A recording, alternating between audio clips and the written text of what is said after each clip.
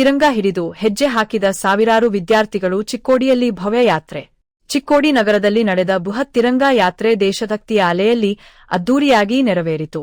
ಸುಮಾರು 1,000 ಅಡಿ ಉದ್ದದ ಬೃಹತ್ ತಿರಂಗ ಧ್ವಜದೊಂದಿಗೆ ಸಾವಿರಾರು ವಿದ್ಯಾರ್ಥಿಗಳು ಹಾಗೂ ಯುವಕರು ಯಾತ್ರೆಯಲ್ಲಿ ಭಾಗವಹಿಸಿ ಗಮನ ಸೆಳೆದರು. ಚಿಕ್ಕೋಡಿ ನಗರದ ಆರ್.ಡಿ. ಹೈಸ್ಕೂಲ್ ಮೈದಾನದಲ್ಲಿ ಬೃಹತ್ ತಿರಂಗ ಯಾತ್ರೆಗೆ ಚಾಲನೆ ನೀಡಲಾಯಿತು.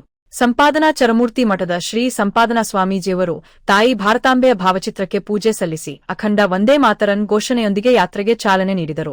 ಸಾವಿರಾರು ವಿದ್ಯಾರ್ಥಿಗಳು ಒಗ್ಗೂಡಿ ರಾಷ್ಟ್ರಗೀತೆ ಗಾಯನ ಮಾಡುವ ಮೂಲಕ ಕಾರ್ಯಕ್ರಮಕ್ಕೆ ಭವ್ಯ ಚಾಲನೆ ನೀಡಿದರು.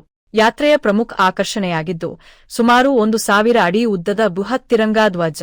ವಿವಿಧ ಶಾಲಾ ಕಾಲೇಜುಗಳ ವಿದ್ಯಾರ್ಥಿಗಳು, ಸಿಟಿ ಸೊಸೈಟಿ, ಸಿ.ಎಲ್.ಇ ಸೊಸೈಟಿ ಸೇರಿದಂತೆ ಹಲವು ಶಿಕ್ಷಣ ಸಂಸ್ಥೆಗಳ ಸಾವಿರಾರು ವಿದ್ಯಾರ್ಥಿಗಳು ಹಾಗೂ ಯುವಕರು ತ್ರಿವರ್ಣ ಧ್ವಜ ಹಿಡಿದು ಉತ್ಸಾಹದಿಂದ ಹೆಜ್ಜೆ ಹಾಕಿದರು. ಆರ್.ಡಿ. ಹೈಸ್ಕೂಲ್ ಮೈದಾನದಿಂದ ಆರಂಭವಾದ ಯಾತ್ರೆ ಬಸ್ ಸ್ಟ್ಯಾಂಡ್, ಕೆಸಿ ರೋಡ್ ಹಾಗೂ ಪ್ರಭಾಕರ ಕೋರೆ ನಗರದ ಪ್ರಮುಖ ರಸ್ತೆಗಳ ಮೂಲಕ ಸಂಚರಿಸಿ ಮರಳಿ ಆರ್.ಡಿ. ಹೈಸ್ಕೂಲ್ ಮೈದಾನ ತಲುಪಿತು. ಯಾತ್ರೆಯುದ್ದಕ್ಕೂ ಮೊಳಗಿದ ದೇಶಭಕ್ತಿಯ ಘೋಷಣೆಗಳು ಚಿಕ್ಕೋಡಿ ನಗರದಲ್ಲಿ ಹಬ್ಬದ ವಾತಾವರಣ ನಿರ್ಮಿಸಿದವು. ಕಾರ್ಯಕ್ರಮದಲ್ಲಿ ಅಮೃತ ಕುಲಕರ್ಣಿ ಪ್ರಾಸ್ತಾವಿಕವಾಗಿ ಮಾತನಾಡಿ ದೇಶಭಕ್ತಿಯ ಜಾಗೃತಿಯ ಅಗತ್ಯತೆಯನ್ನು ತಿಳಿಸಿದರು.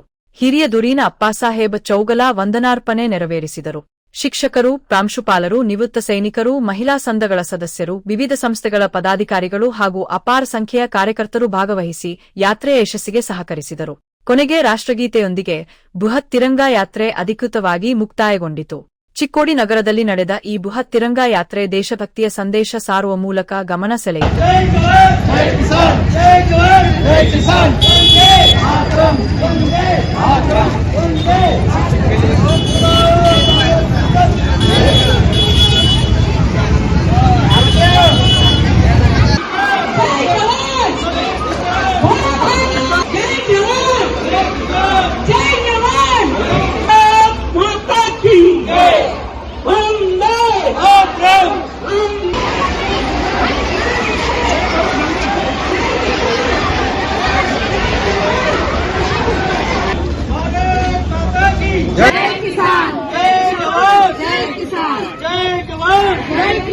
वंदे वंदे वंदे